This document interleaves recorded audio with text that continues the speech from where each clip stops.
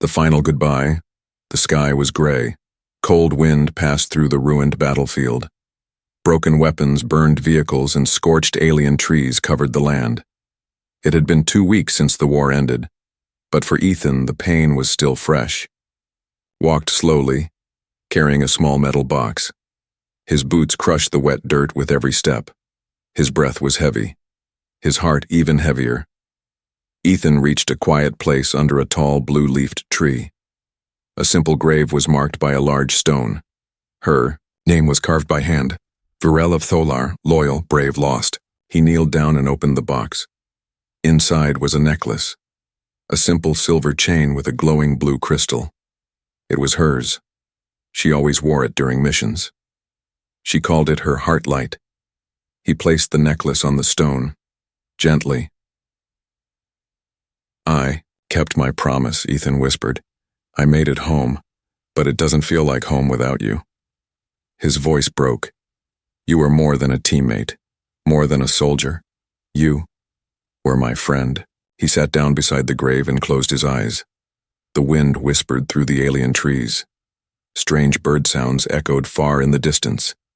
It was peaceful, but inside him, it was a storm.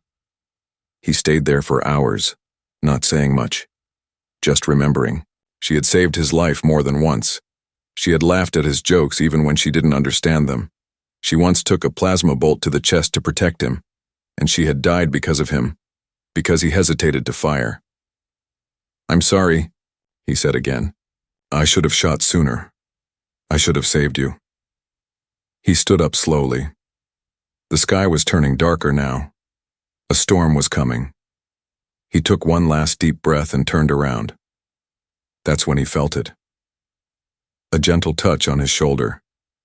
His eyes went wide. His heart nearly stopped. It was soft, warm, real.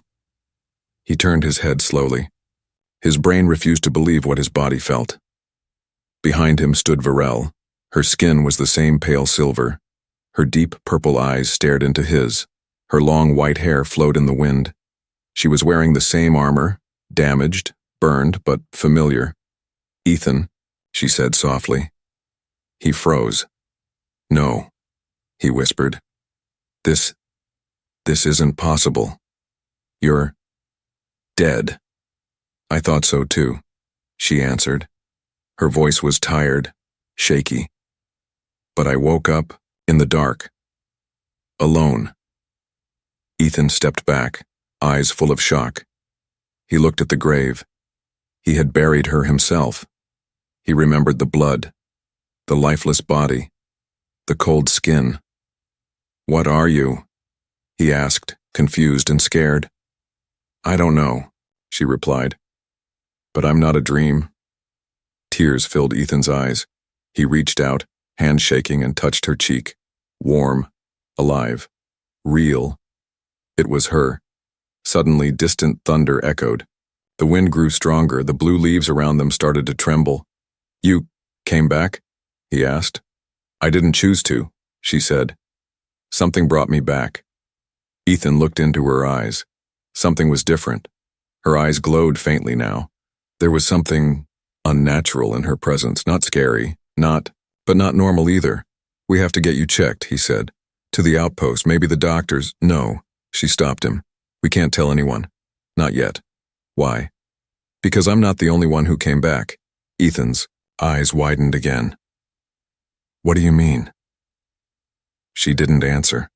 Instead, she turned and looked over the hill, toward the direction of the old battlefield. "I heard them in the dark," she whispered. "Other voices, other lives." Ethan grabbed his rifle on instinct, scanning the area, and then just beyond the tree line he saw something move, just for a second. Not human, not friendly. He stepped closer to Virel and nodded. "All right," he said. "You're back. That's all that matters." She looked at him, her expression mixed. Relief, fear, and something else. "Thank you. For not running away." Ethan gave a tired smile. "I've already buried you once. Not gonna let you vanish again."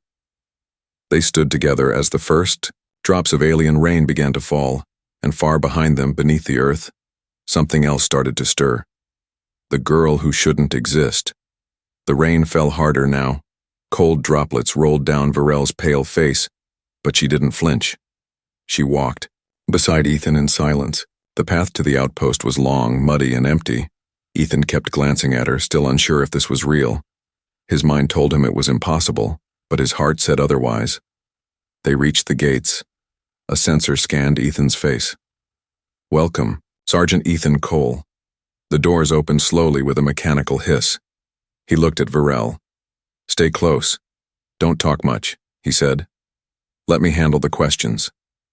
She nodded, her glowing purple eyes scanning every corner like she hadn't seen the world in years. Inside, soldiers walked past, too busy to notice them. Most were tired, injured, or just trying to forget the war. Ethan led her to the medical wing, where machines beeped and wounded rested in pods. Dr. Maria Trent, a sharp woman with tired eyes, looked up. "You again, Sergeant?" she said, half joking. "What is it this time? Another sprained arm?" "Not me," Ethan replied. "Her." Maria looked up at Varel and froze. Her smile dropped. Her face turned pale. "Is this some kind of joke?" she asked, slowly walking forward. Ethan said nothing. Dr. Trent quickly pulled out a scanner. A soft light moved over Varel's body. The screen blinked. Numbers, waves, and strange readings flashed across it. "What the hell?" Maria whispered. "No match found. No vitals. No registration." "She's real," Ethan said quietly. "I touched her, spoke to her." The doctor stared at the screen. "That's the problem. She is real, but she shouldn't be." Varel sat silently, calm, almost distant. Dr. Trent switched scanners. More readings. Still nothing made sense. "She has no life signs we can read, no heartbeat, no blood type. Her DNA is partly human, partly Tholar. But there's a third strand." "Third?" Ethan asked. The doctor nodded slowly. "Something unknown." Ethan looked at Varel. "You said you woke up underground? In a cocoon?" She nodded. "It was wet. Cold. I couldn't move. I heard voices, but they were far away. Then I broke out. I walked for 2 days." Maria backed away. "This isn't just rebirth. This is something else." Ethan stepped closer to Varel. "Do you remember dying?" Varel's eyes turned glassy. "I remember pain, a flash, then silence, like I was pulled underwater, and then light again. But I wasn't myself anymore." Dr. Trent whispered, "This might be a memory echo." "What's that?" Ethan asked. "An ancient alien theory," she said. "Some species believed memory could survive death, that under the right conditions a body could rebuild itself around those echoes, but it's never been proven." Varel looked up. "Then, am I not me?" Ethan frowned. "You feel like Varel to me." But Varel didn't look sure. Suddenly, the lights flickered. The air grew colder. A soldier ran into the room panting. "Doctor, you have to come quick. Something's wrong in the lab." Maria looked at Ethan. "Stay here." But as she left, Varel stood too. "No," she said. "I need to see it." They followed. Down the hallway, people gathered near a sealed lab. Inside, equipment was scattered, screens broken, and strange black fluid spilled across the floor. A metal pod stood at the center, half open. "That wasn't here yesterday," Maria said, shocked. Ethan recognized it. The same kind of pod Varel described. "It's another cocoon," he said slowly. The doctor stepped closer and opened it fully. Empty inside. But scratch marks covered the walls, like something had fought its way out. Varel stared at it in silence. And then she spoke, her voice distant. "I know this place. I've seen it. In dreams." Everyone turned to her. "What do you mean?" Ethan asked. "I wasn't alone," she said. "When I was in the cocoon, I heard others, like me, waiting." She turned toward the wall and pointed. "There's another one," she whispered. Behind that wall. The wall looked solid, metal and thick. But Ethan stepped forward and placed his hand on it. Suddenly, a low hum echoed, and a light glowed faintly beneath the surface. Dr. Trent backed up. "What the hell is going on?" Ethan looked at Varel. "How do you know all this?" "I don't," she said. "But something inside me does." As everyone stared at her, the light behind the wall blinked once. Then again, like something trying to wake up. Ethan's voice was barely a whisper. "You said you weren't the only one." Varel nodded. "I think I was the first." The hidden war the wall glowed faintly, then dimmed. Dr. Trent stepped back, her voice trembling. "That shouldn't happen. There's no power running through that wall." Ethan stared, heart pounding. It responded to her, to Varel. Varel said nothing. Her eyes were locked on the metal, her breathing steady, but something inside her had changed. Her body tensed, like she knew what was about to come. "I remember more now," she whispered. "Before I woke up, before I died, there were voices.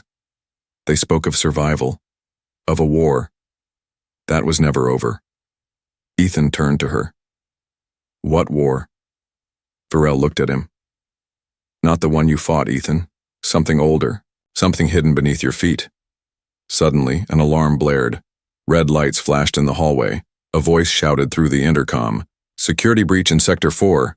Unknown intruder. No ID match." Ethan pulled his weapon and motioned for Varel to follow. Dr. Trent stayed behind, guarding the damaged lab. They ran through the hallways. Soldiers rushed past in full armor. Everyone looked confused, scared. "Who would attack now?" Ethan said. "The war's over." "Not for them," Varel replied. They reached Sector 4. The entrance door was half melted, as if burned by acid. 2 guards lay unconscious on the ground, alive but cold to the touch. Inside, Ethan found something terrifying. The data vault had been opened and emptied. Top-level files, war research, alien DNA maps, all gone. And one word was carved into the wall using something sharp and unnatural. "Reclaimed." Ethan froze. "This wasn't an attack," he said. "This was a retrieval mission." Varel stepped inside. Her head tilted slightly, like she could hear something no one else could. "They're not here to fight," she said. "They're here to finish what they started." He looked at her. "You keep saying they." "Who are they, Varel?" She touched the wall, her hand shaking. "I don't know their name," she whispered. "But I know their hunger. I felt it in the cocoon. They don't want to destroy Earth. They want to use it. Grow something here." Suddenly Varel's nose twitched. She sniffed the air like an animal. "They're still here." Before Ethan could react, the ceiling above cracked. Just a hairline split. But something slid through it. Something black. Slippery. It moved without sound. Long fingers. Sharp limbs. It wasn't a creature from any known file. Ethan fired. The bullets passed through the thing like it was made of shadow. It screamed, a high-pitched noise that hurt the ears, and vanished back into the vents. "What the hell was that?" Ethan shouted. "They're watching us," Varel said quietly. "They've always been watching." More memories flooded her mind. Flashes of strange rooms, voices speaking in alien codes, machines built under the soil, entire laboratories, abandoned and forgotten. They were hidden beneath the graves, she said. The battlefield was a cover. The real war was beneath. Ethan cursed under his breath. "And no one told us." He looked at the wall again. The word reclaimed burned in his mind. Then something clicked. "They're not reclaiming data," he said. "They're reclaiming you." Varel stared at him. "You said you weren't alone in that cocoon," Ethan continued. "Maybe you weren't just brought back. Maybe you were activated." Silence. Even Varel didn't know how to answer that. Suddenly, her body trembled. Her eyes flashed a brighter purple. She grabbed her head and fell to her knees. "Varel! Ethan!" Dropped beside her. "I hear them," she whispered. "They're calling me." trying to take control. He held her tightly. Fight it. You're not theirs anymore. She gasped, then let out a soft breath. Her eyes returned to normal. I'm okay for now. Ethan helped her up. We need to find that underground facility, the one you saw in your dream. She nodded. It's near the graveyard. There's a hatch buried deep, hidden beneath stone. We'll go tonight, Ethan said. Quietly, but in the shadows behind them, another pair of glowing eyes blinked open. And then another, and another. They had already started waking up. The war wasn't over. It had only gone underground. The rebirth protocol night fell over the outpost. Ethan moved quietly, his footsteps soft on the damp ground. Beside him, Varel walked like a shadow, silent, alert, and tense. She was no longer the same Varel who once laughed during patrols. Something had changed. She was sharper, quieter, watching everything. They passed through the ruined battlefield. Again. The blue-leafed trees swayed gently under the moonlight. Ethan's hand stayed on his weapon just in case. This is where I woke up, Varel whispered. Right under that stone. Ethan looked at the place where he had buried her. It was still marked, untouched. But she walked past it and stopped at a crooked tree nearby. She knelt down and touched the soil. Here, she said. Together, they dug. Only a few feet down, Ethan's fingers hit something cold. Metal. He brushed away the dirt and found a hatch. Old, rusted, covered in alien writing. A symbol he didn't recognize glowed faintly on its surface. Varel pressed her hand against. Click, the hatch unlocked. They pulled it open. A narrow tunnel led downward, dark with faint red lights glowing in the walls. Ethan sighed. Always down the creepy tunnel. Varel gave the smallest smile. They descended. The tunnel opened into a wide chamber, round, mechanical, silent. Strange pods lined the walls. Some were empty. Some were still closed, fogged from the inside. Ethan looked around, jaw tight. What is this place? Varel walked ahead, eyes fixed on the center of the room. There was a large machine there. Part computer, part living tissue. Its core pulsed with a soft blue glow. Words blinked on a cracked screen. Rebirth protocol. Status. Partial success. Varel touched the console. Images flickered to life. Her face, her last mission, her vitals as she died. Then, recordings of her inside the pod. Growing, changing, evolving. I wasn't just revived, she said slowly. I was rebuilt. By who? Ethan asked. I don't think it was the Tholar, she replied. This tech, it's older, ancient.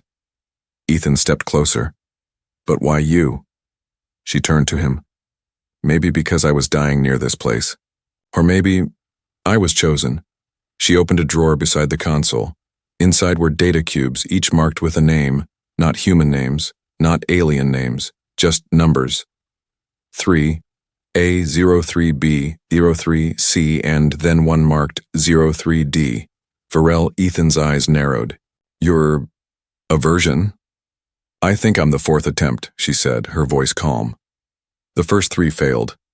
She loaded her cube into the console. A soft chime rang out. A hologram appeared, her own face, speaking in a cold, empty tone. Memory transfer incomplete. Emotional core restored. Combat reflexes enhanced. Subject 03D stabilized. Then the recording ended. Varel stood still. I'm not me, she whispered. I'm a copy of myself. Ethan stepped forward. You're still Varel, you still feel. That's all that matters.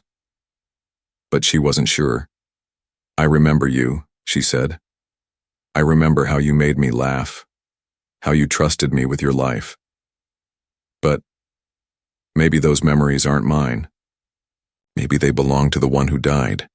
Ethan shook his head. Memories are only part of who we are. The choices we make right now matter more. Suddenly, a deep hum echoed from the walls. The other pods began to glow. One of them hissed. Open, a figure stepped out. It looked like Varel, but different. Its skin was darker, its eyes were red, its body was taller, stronger, wrapped in black armor. It opened its mouth and screamed, a sound like metal grinding against bone. Virel stepped back. "That's O3C, she whispered. "The failed one."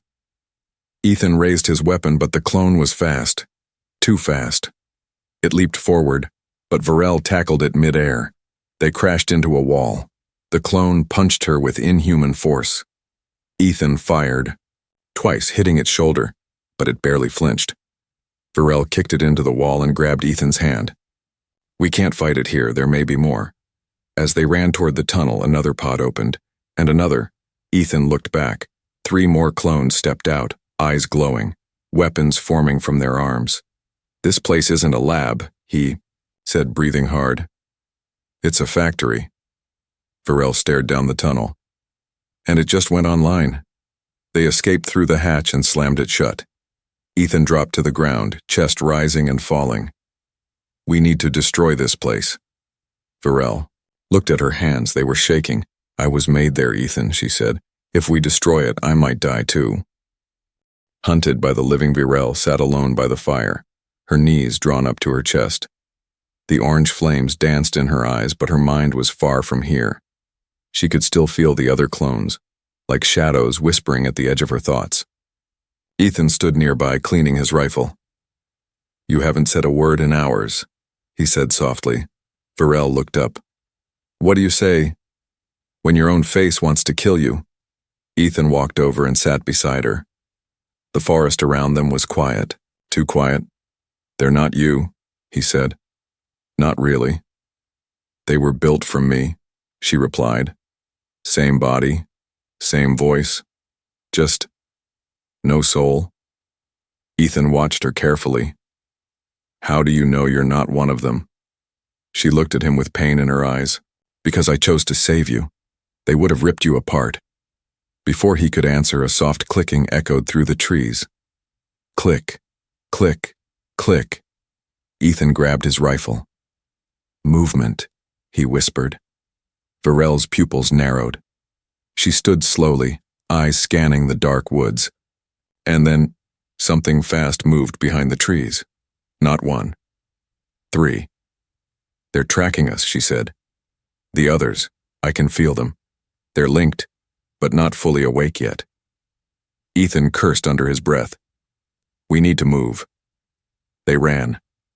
Through brush, over roots, under low-hanging branches. Click, click. Faster now. Closer. A hiss sliced through the air. A dart flew past Ethan's face and embedded into a tree, burning the bark. "Paralysis tech," Virel said. "They want us alive." They reached the edge of an old bunker, half buried in the hillside. Virel shoved open the rusted door, and they ducked inside just as another dart zipped past them. Inside, it was pitch black. Ethan used a flashlight. The room smelled like dust and oil, broken crates, old armor. A dead monitor blinked once and shut off again. Virel locked the door. "This will only hold for a few minutes." "What do they want with you?" Ethan asked, catching his breath. "They think I'm broken," she said. "A failed product, but not destroyed. That makes me a threat." Ethan stared at her. "Product?" She nodded slowly. "I wasn't reborn, Ethan. I was activated. This wasn't about saving lives. It was about creating the perfect weapon. And I walked away from it." Suddenly, boom! The door shook. Another hit. "They've found us," she whispered. Ethan raised his gun. "Then we fight." "No," Virel said. "They expect that. We need to think smarter." She walked over to an old panel and ripped it off. Behind it was a vent. "Go," she said. "I'll distract them." "No," Ethan said quickly. "We go together." But her voice was firm. "If I don't return, promise me you'll destroy the lab." Ethan grabbed her arm. "You're not dying again." Her voice softened. "This time I have a choice." Before he could stop her, she opened the main door and walked out into the night. Ethan watched from the vent grate. She stood tall, her eyes glowing faintly. The forest was silent again. Then they appeared. 3 figures. One stepped forward. The same face, same voice, but empty eyes. 3D, it said in a robotic tone. Return for memory extraction. Varel shook her head. No. You are defective. Your emotions are contamination. I'm human enough to care, she said. The clone lunged. Varel dodged and slammed her fist into its jaw. It staggered, but the second came from the side, grabbing her arm. She twisted, rolled, and pulled a blade from her boot, slashing across its leg. They hissed more like machines than people, but they bled. Ethan watched, heart pounding. She fought like a blur of silver and light, dodging, striking, spinning, but 3-on-1 wasn't fair. One clone grabbed her neck, lifting her off the ground. Varel choked. Ethan burst from the vent and fired. The shot hit the clone's eye. It dropped her. Together they stood back to back. This is your plan? Ethan shouted. It was working, she shouted back. 2 clones rushed again. But Varel did something strange. She closed her eyes and screamed, a high-frequency sound, not loud, but sharp. The clones froze, just for a second, and that was all they needed. Ethan shot again. Varel stabbed forward. 2 fell. 1 escaped, retreating into the trees. Varel dropped to one knee, shaking. Ethan helped her up. What was that sound? I don't know, she whispered. It just came from inside me. They looked at the fallen clones. Same body, same face, same voice, but lifeless now. I'm being hunted, Varel said, but I think I can fight back, from the inside. Ethan nodded. Then we finish this. Together. The truth beneath the grave. The 2 moons hung low in the sky, casting silver light across the battlefield. Ethan and Varel stood at the edge of the ruins again, but this time they weren't looking for a fight. They were digging up the past. I always thought this place was just a graveyard, Ethan said, holding a scanner. But the readings say there's something big down there. Something alive. Varel nodded. Her face was calm, but her hands were tight on her belt. She hadn't spoken much since the fight with the clones. Something was growing inside her, not just memories, but instincts. Ancient ones. They found the spot near the center of the field, right under the remains of an old human dropship. The scanner beeped wildly. There's a chamber beneath us, Ethan said. 10 meters down, sealed. Unknown material. Varel knelt down and placed her hand on the earth. Then, without warning, the ground shifted. A circle of soil sank inward, revealing a wide metal ring, a hatch, but this one didn't open with touch or code. It opened when Varel spoke, in a language she didn't know. Caravan Seral Dothran. The hatch unlocked with a hiss. Ethan looked at her in shock. What did you just say? I don't know, she answered, but it felt right. They climbed down into the opening. The walls were smooth, black, almost alive. Strange lights flickered as they passed, responding to Varel's presence. This isn't just alien, Ethan whispered. This feels intelligent. They entered a large chamber. At its center stood a tall column of glass, and inside floated a glowing mass of light and smoke. It pulsed slowly, like a heart. Dozens of cables fed into it, many broken, sparking with blue energy. Varel stepped forward, drawn to it. It's not a machine, she said. It's a brain. The room came alive. Symbols lit up on the floor. Walls unfolded into screens, displaying maps, DNA patterns, and faces. Human faces, Ethan's face, Varel's face, and another man. An old scientist with silver eyes and a black coat. The system spoke, not with sound, but directly into their minds. Welcome, Subject 03D. Welcome, Human Origin, Ethan Cole. You have reached the core memory chamber of Project Renaissance. Ethan blinked. Renaissance? I thought this was the rebirth program. The voice replied. Rebirth was the surface protocol.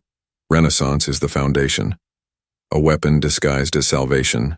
Memory cloning, emotional rewriting, species fusion. Ethan took a step back. You used us. You gave consent through war. Every death was a donation. Every soldier, a sample. Varel's hands trembled. Why me? Because you died with purpose, pain, loyalty. Those are rare. We recorded your emotional pattern. You became the template for the new breed. The brain pulsed again. Images flashed. Hundreds of bodies. Rows of Varel copies. Humans and aliens together. Combined, spliced, harvested. Ethan felt sick. This was a lab, hidden under a graveyard. The system continued. You buried your dead above while we evolved them below. Perfect warriors, mind-controlled. But one broke the cycle. Ethan looked at Varel. She wasn't supposed to wake up, he said. She escaped. She was not an error. She was a test. The only one who chose love over orders. That made her dangerous. Varel stepped closer to the glass brain. And now? Now you must decide. Shut us down, or activate the next wave. Ethan raised his weapon. There's no choice here. Varel stopped him. Wait. She placed her hand on the glass. Memories poured into her mind. Not hers. Not the clones. But the original Varel. She saw herself, training, laughing, fighting, dying. And she saw Ethan, saving her, mourning her, speaking to her grave. Tears filled her eyes. I remember now, she whispered. I wasn't copied, I was completed. The system flashed red. Memory refusion detected. Subject 03D has achieved identity sync. Error, error. Varel turned to Ethan. I am her, she said. I wasn't brought back. I was reborn, yes, but fully. The glass cracked, lights flickered. This unit must shut down. Core memory breach. Ethan grabbed her hand. Let's get out of here. No, she said. We finished this. She reached out and pulled a crystal from the column's heart. The entire room began to collapse. Sirens screamed. The tunnel shook. They ran. Behind them, the lab broke apart, swallowed by dirt and time. Once they reached the surface, the hatch closed forever. No more copies, no more monsters, just one Varel. Alive, whole and hunted no longer. She was never meant to return. The hatch sealed behind them with a final hiss. No lights, no alarms, no hum of machines, only silence. Ethan and Varel stood on the broken battlefield, bathed in moonlight. The ground beneath them now hid a secret that would never wake again. She's gone, Varel whispered. The machine, the voices all gone. Ethan looked at her, not as a clone, not as a soldier, but as someone reborn through fire, pain, and choice. You did it, he said. You ended it. But she shook her head. No, she said. I was never meant to return. My very existence was a mistake, or maybe a warning. They walked back toward the outpost. It looked smaller now, quieter. The war had ended weeks ago, but this final mission had changed everything, not with bullets, but with truth. As they neared the gates, Varel paused. Ethan, she said, what if they find out what I am? He turned to her, serious. Then, I'll lie, she blinked. You'd lie for me? He smiled. No, I'll lie for us. Inside, things were already changing. A new commander had arrived. Reports of unauthorized activity at the battlefield had reached high command. Drones were being sent to scan the area, but they would find nothing. Because Varel had hidden the crystal, the last piece of the rebirth core, inside a sealed box, deep in the base's generator room. Only she could activate it. Only she could destroy it. And every night she thought about it. She stared at it and she asked herself a simple question. Am I still me? 2 weeks passed. Varel joined the cleanup crews helping to rebuild villages destroyed by the war. She worked hard. She smiled more.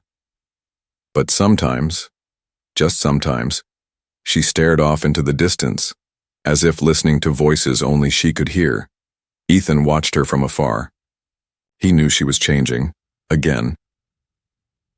One night, as the stars lit up the alien sky, he found her sitting by the water's edge, feet bare, hair glowing under the twin moons. "I had another dream," she said. "What kind?" he asked. "I was floating, in space, alone. Then I heard someone call my name, but it wasn't you." "Who was it?" "I don't know," she said.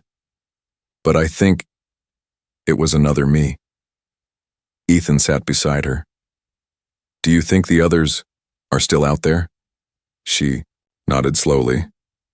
"Yes, not the clones we fought. Others. Copies in stasis, half finished. Waiting." Ethan looked at her quietly. "You want to wake them?" "No," she replied. "I want to warn them." He frowned. "About what?" She turned to him, her eyes no longer glowing, just soft, human. "That life isn't about perfection," she said. "It's about choosing who you become." The next morning, High Command sent a message. Virel had been summoned, not for punishment, but for a decision.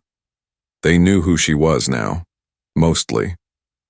The scans had shown her DNA wasn't normal. They didn't understand the full truth, but they knew enough to fear her.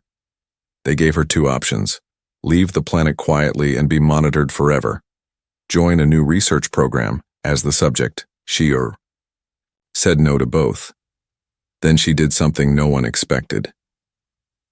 She walked into the command center. She stood before them, and she told them everything. About the lab, about the clones, about what she had become, and why she chose not to obey. At first, they were silent.